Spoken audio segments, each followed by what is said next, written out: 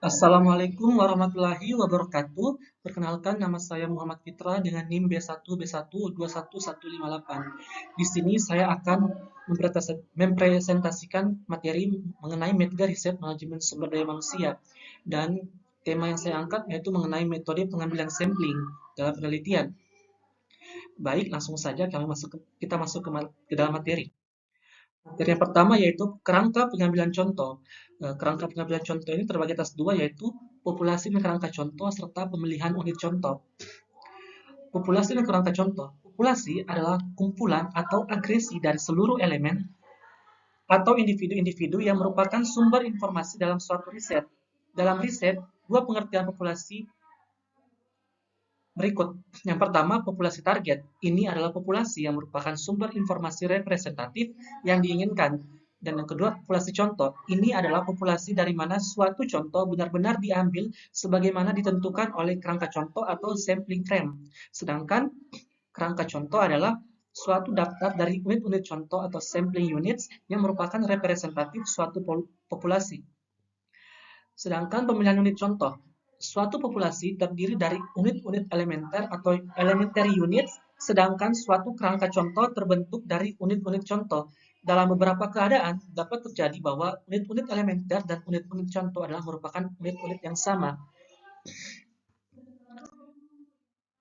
Berikutnya itu adalah beberapa metode pengambilan contoh. Ada berbagai metode pengambilan contoh yang dapat dipergunakan dalam riset sosial ekonomi. Masing-masing metode pengambilan contoh mempunyai ciri tersendiri sehingga uraian dari setiap metode akan menekankan pada deskripsi prosedur serta keunggulan dan keburukan menggunakan metode yang dipilih. Berikut saya akan menjelaskan beberapa metode pengambilan contoh. Yang pertama yaitu pengambilan contoh acak sederhana atau single random sampling.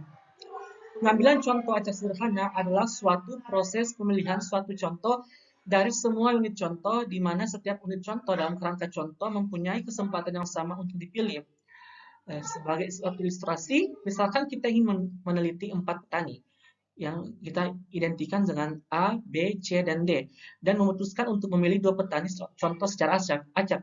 Populasinya ini adalah A, B, C, dan D. Kerangka contohnya itu adalah daftar 4 petani. Terdapat 6 kemungkinan contoh dari 2 petani. Yang pertama adalah AB, yang kedua AC, yang ketiga AD, yang keempat BC, yang kelima BD, dan yang keenam akan terakhir ada CD. Nah, dengan menggunakan pengambilan contoh acak sederhana, setiap petani mempunyai kesempatan yang sama untuk dipilih dari antara keenam kemungkinan contoh. Masing-masing kemungkinan contoh juga mempunyai kesempatan yang sama untuk dipilih.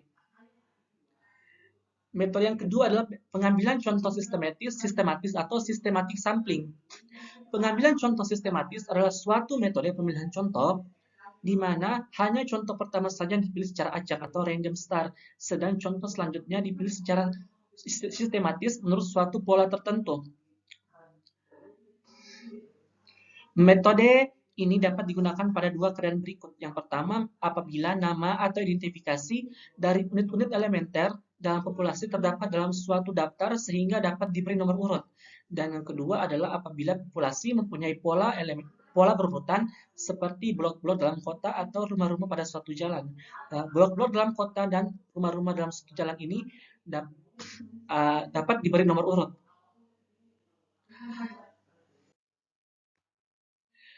Metode pengambilan contoh berikutnya adalah pengambilan contoh stratifikasi atau stratified random sampling.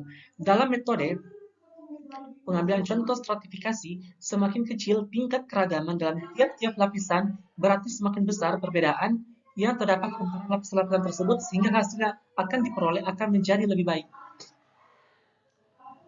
Lapisan atau strata ini dapat disebut juga sebagai subpopulasi. Oleh karena itu, pengambilan contoh stratifikasi merupakan pemilihan suatu contoh secara acak dari setiap subpopulasi atau strata dalam populasi. Penggunaan metode pengambilan contoh stratifikasi harus memenuhi 4 syarat. Yang pertama adalah harus ada kriteria yang digunakan sebagai dasar stratifikasi populasi dalam lapisan-lapisan. Kriteria yang terbaik sebagai dasar stratifikasi adalah variabel yang akan diteliti. Syarat yang kedua adalah apabila hal tersebut tidak dapat dilakukan, maka stratifikasi didasarkan atas variabel lain yang mempunyai korelasi yang tinggi dengan variabel lain yang akan diteliti. Yang syarat yang ketiga adalah harus ada informasi pendahuluan dari populasi mengenai kriteria yang dipergunakan untuk menstratifikasi. Dan syarat yang keempat adalah harus diketahui dengan tepat jumlah unit-unit elementer dari tiap lapisan dalam populasi. Tidak ada pembatasan jumlah strata yang dapat dibuat, tetapi jumlah unit-unit contoh dalam setiap stratum harus memenuhi syarat-syarat statistika, misalnya derajat bebas dan dipilih secara acak. Yang keempat adalah pengambilan contoh kelompok atau cluster sampling. Pengambilan contoh kelompok adalah metode pemilihan suatu contoh dari kelompok-kelompok atau clusters dengan jumlah unit elementer yang lebih kecil. Setiap cluster merupakan subpopulasi yang bersama-sama membentuk populasi total. Cluster terbaik dari unit-unit elementer, maksud saya cluster terbentuk dari unit-unit elementer yang tidak seragam, yang berbeda dengan unit-unit elementer dalam strata, sehingga tiap cluster terdiri dari unit-unit yang tidak seragam, menyerupai tipikal populasi sendiri. Jumlah unit-unit elementer M dalam cluster disebut ukuran cluster, dan jumlah cluster N dalam populasi disebut ukuran populasi cluster. Kelompok-kelompok atau cluster dapat berukuran sama atau tidak berukuran sama atau unequal size. Contoh cluster dapat dipilih dengan acak sederhana atau sistematis. Dan metode pengambilan contoh yang terakhir adalah pengambilan contoh bertingkat atau multi-stage sampling. Pengambilan contoh bertingkat adalah suatu proses pemilihan contoh yang dilakukan dengan 2 atau lebih tahap pemilihan. Populasi dibagi-bagi dalam berbagai tingkat kelompok-kelompok, dan dari kelompok-kelompok itulah contoh akan diambil. Oleh karena itu, populasi dapat dibagi-bagi dalam kelompok-kelompok tingkat pertama.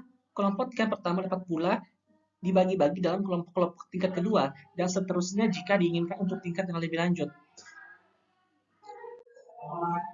Yang berikutnya adalah materi mengenai ringkasan prosedur pengambilan contoh.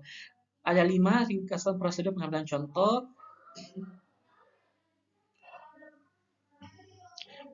Dalam beberapa kasus, sifat dari masalah riset yang dihubungkan dengan tujuan riset memungkinkan kita memilih beberapa metode pengambilan contoh. Dalam keadaan ini, peneliti harus mempertimbangkan kebaikan dan keburukan dan memilih metode yang terbaik yang memenuhi persyaratan presisi serta waktu, tenaga, dan biaya yang tersedia. Ringkasan dari deskripsi kebaikan dan keburukan serta keadaan bila mana metode tertentu digunakan sebagai berikut. Yang pertama, pengambilan contoh acak sederhana. Secara umum, pengambilan contoh dilakukan apabila unit-unit dalam populasi mempunyai kesempatan yang sama terpilih sebagai contoh. Kelebihan pengambilan contoh sederhana adalah nilai tengah contoh adalah penduga tidak bias dari nilai tengah populasi. Kekurangannya, kerangka atau daftar populasi diperlukan. Bila digunakan itu adalah jika populasi tidak menyebar dalam area yang luas. Yang kedua, pengambilan contoh sistematis. Pengambilan contoh dilakukan dengan sistematis untuk setiap urutan ke K setelah contoh pertama diambil secara acak. Kelebihannya adalah penarikan contoh dan pelaksanaan di lapangan mudah, namun kekurangannya adalah kerangka atau daftar populasi diperlukan. Bila digunakan adalah jika urutan dari populasi tersusun secara acak. Yang ketiga adalah pengambilan contoh stratifikasi. Populasi dibagi-bagi dalam lapisan-lapisan atau strata, dan contoh dipilih dari setiap strata dengan cara acak sederhana atau sistematis. Kelebihannya adalah stratifikasi dapat meningkatkan presisi nilai-nilai dugaan dari ciri-ciri populasi yang diukur, namun kekurangannya adalah daftar dari populasi untuk setiap strata diperlukan, dan bila digunakan adalah jika populasi dengan ciri-ciri yang ingin diteliti mengelompok pada tempat-tempat tertentu. Yang keempat adalah pengambilan contoh kelompok. Pemilihan contoh dilakukan di mana unit contoh terdiri lebih dari satu elemen populasi. Tiap unit contoh merupakan kelompok atau klaster dari elemen-elemen tertentu. Kelebihannya, daftar dari populasi tidak diperlukan sehingga biaya dapat ditekan, namun kekurangannya adalah prosedur pendugaan sulit. Dan jika digunakan adalah jika biaya pengambilan contoh per elemen dengan stratifikasi dapat mengkompensasi keburukan-keburukannya dibandingkan dengan pemilihan contoh individual. Dan prosedur yang terakhir adalah pengambilan contoh bertingkat atau multi-stage. Pengambilan contoh dilakukan dengan 2 atau lebih tahap pemilihan. Kelebihannya adalah biaya transportasi dapat dikurangi, Kekurangannya, prosedur pendugaan sulit bila ukuran unit contoh tingkat pertama tidak sama, dan bila digunakan adalah jika daftar populasi tidak tersedia. Baik, demikianlah presentasi materi dari saya mengenai metode pengambilan sampling. Lebih dan kurangnya mohon dimaafkan. Demikian, wabillahi taufiq wal hidayah. Wassalamualaikum warahmatullahi wabarakatuh.